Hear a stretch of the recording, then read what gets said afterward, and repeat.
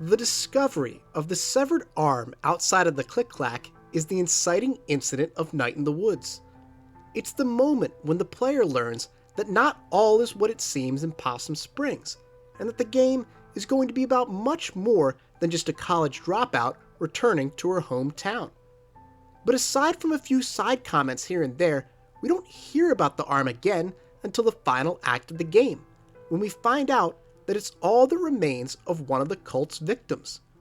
Still, there are some questions that remain unanswered, like how the arm got cut off in the first place, how the cult found out about it, and the significance of the tattoo.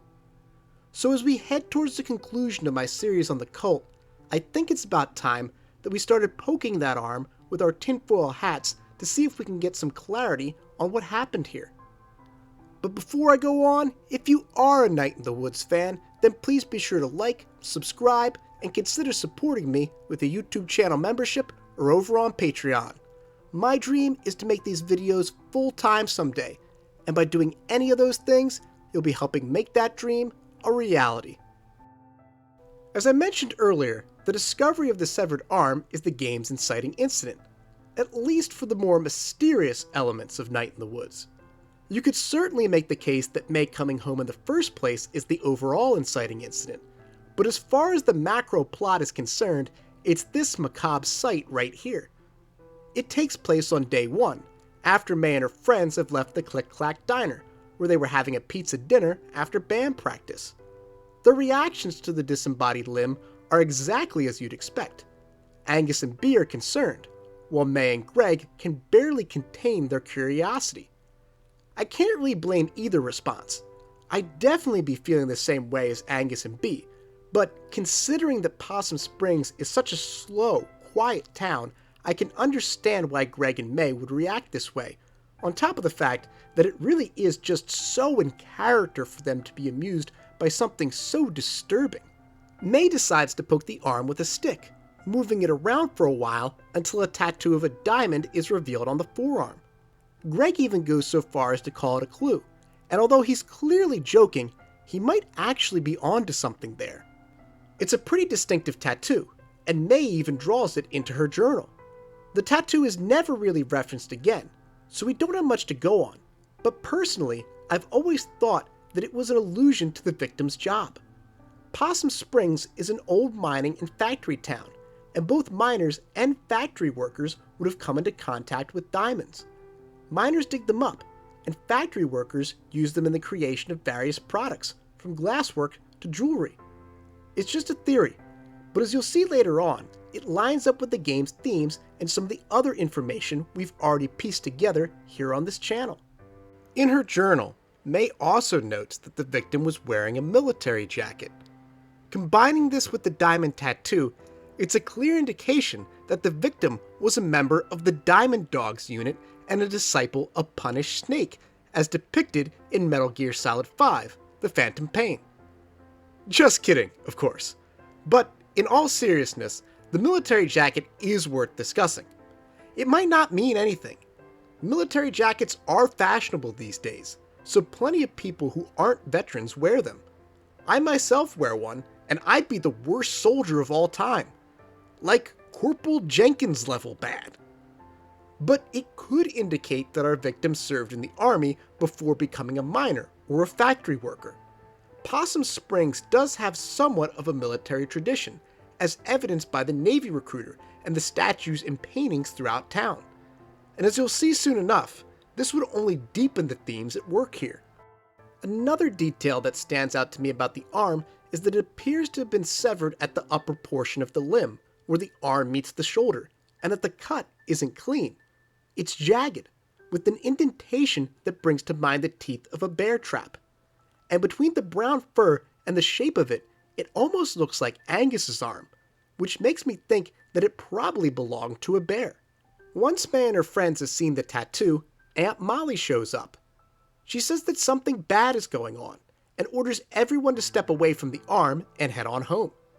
It goes without saying that Aunt Molly obviously knows more than she's letting on here, and if you'd like to check out my full thoughts on all that, I'd recommend you check out my Aunt Molly video from last year. But to summarize, I believe that Aunt Molly knows that something sinister is going on in Possum Springs, but can't put all the pieces together because of a combination of institutional bias and the fact that she's just a local yokel cop, not a true detective.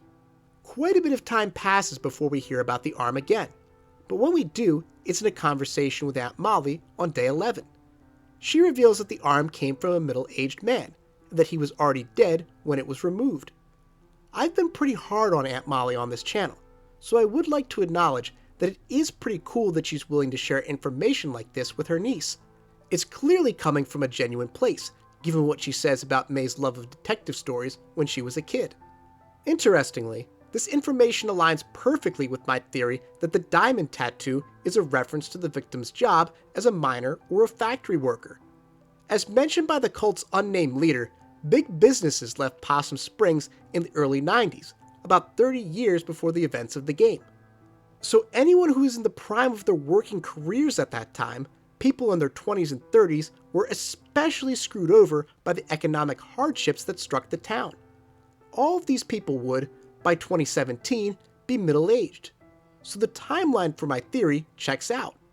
The final word on the severed arm comes later that evening, when May finds the cult at the entrance of the mine. They've got Lerv, who admitted to leaving the arm outside of the Click Clack with his leg trapped under a rock while the cult's unnamed leader chews him out for his catastrophic screw-up. The cult intends to execute Lerv, and though May and her friends interrupt this, it's only temporary, because they definitely finished the job after chasing them off. Looking back at this conversation, I have several observations I'd like to discuss. First off, as I mentioned in the video on Aunt Molly, this takes place just a few hours after Molly told May about the results of the testing the police department did on the arm. This is surely no coincidence. As I see it, it's a clear indication that there are cult members in the Possum Springs PD, likely Dan McConnell, as I've theorized elsewhere, and probably others as well. Also, based on the dialogue, we can infer that Lerv admitted to his, quote, mistake, as he puts it, before May and her cohorts arrived. Piecing all of this information together, I think we can conclude that the off-camera events went down something like this. Dan McConnell, or other compromised police officers, ran some tests on the arm and discovered it came from one of their victims. They shared the cleaned-up version of that information with Aunt Molly, just his approximate age and that it was removed after he was dead, and then contacted the cult's leader. He then gathered the cult that evening to discuss the issue, at which point Lerv owned up to it, and thus they knocked him out so they could punish him. This sequence of events adds some quiet significance to the arm, as it's the only reason the cult was in the woods the night May went out there to get to the bottom of things. So we know that Lerv is responsible for the severed arm, but that leaves two key questions. What else do we know about the victim, and how did the arm end up getting cut off in the first place? Well, we know that the cult targets so-called undesirables, homeless people, immigrants, and those they believe to be non-contributors. Tying this together with my theory that the victim was a former miner or factory worker, it's possible that the victim struggled to transition to a new career after the town's economy collapsed, and eventually ended up on the streets. Once the black goat started singing again, the cult informed Lerv that it was his turn to find a sacrifice, and after seeing our victim homeless outside of the Click Clack, chose him as his target. While this is just a theory, it does reinforce the game's core themes. I've stated elsewhere that the cult has a reverential view of the town's history, but it would be more accurate to say that they only feel that way about their version of the town's history, the red-blooded, blue-collar version of Possum Springs from back in its heyday, while ignoring all of the historical realities that detract from that narrative. They don't give a free-ass cola about all the terrible things that happened during that time period, like the Possum Massacre and the explosion at Stafford Mine. If they did, they'd be following in the footsteps of the Tooth Society by fighting back against abusive bosses and standing up for labor rights. They'd be helping out people like Stan, May's dad, who's dealing with a union-busting jerk over at Ham Panther.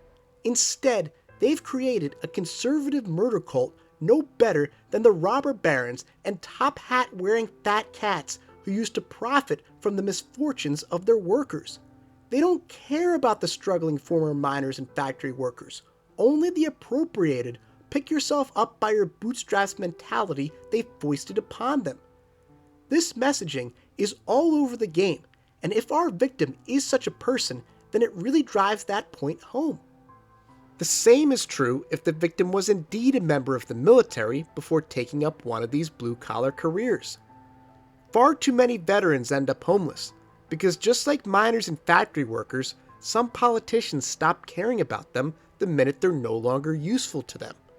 They love the image value that comes with supporting the soldiers, but they pay little attention to the scars they bring back with them, and how difficult it can be to adjust to a normal life, especially if the mine or factory where you just started to build a new career closes its doors. Before I round up the theoretical analysis, there are two other in-universe illusions worth mentioning.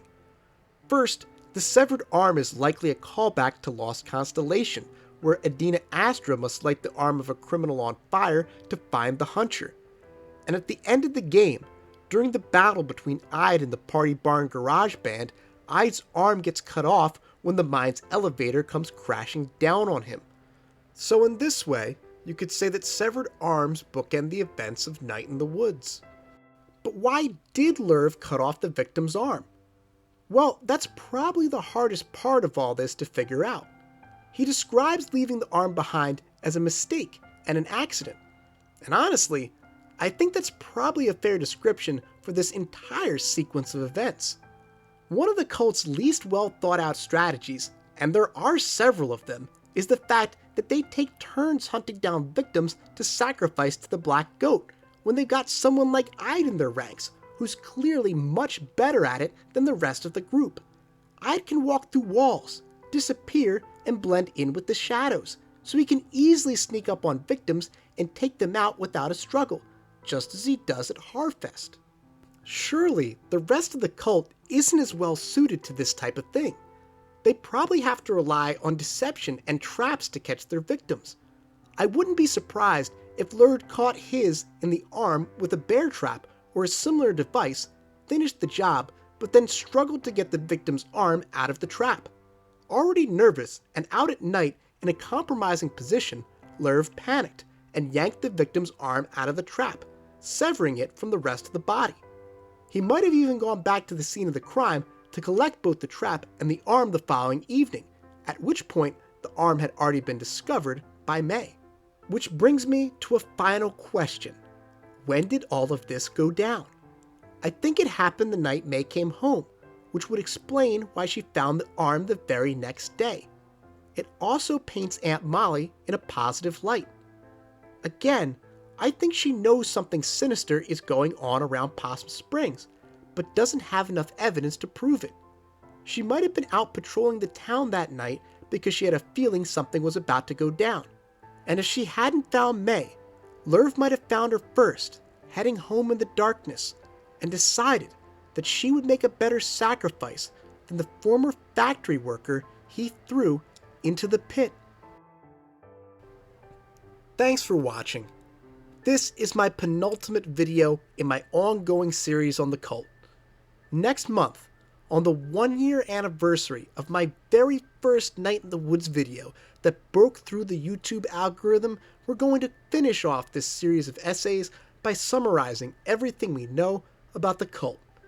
It'll likely be quite a long video, and I can't wait to share the culmination of my findings with all of you. Huge shout out to all my YouTube channel members and Patreon subscribers, including James Pruitt, Raven Lampkin, Corey Matson, and Reed, who get early access to these videos thanks to donations of $5 to $10 a month. Big thanks to Wolf.Godwin and Jordi Jaen Moreno for providing me with the music for these videos and my channel art. Extra thanks to Reddit user Taumaturg for allowing me to use their picture of May as Punish Snake for this video. Taumaturg is one of many amazing artists trying to keep the spirit of Night in the Woods alive over on the Reddit page, so please be sure to check out all of their art by following the link to their profile down below in the description box. Take care, and I'll see you guys next time.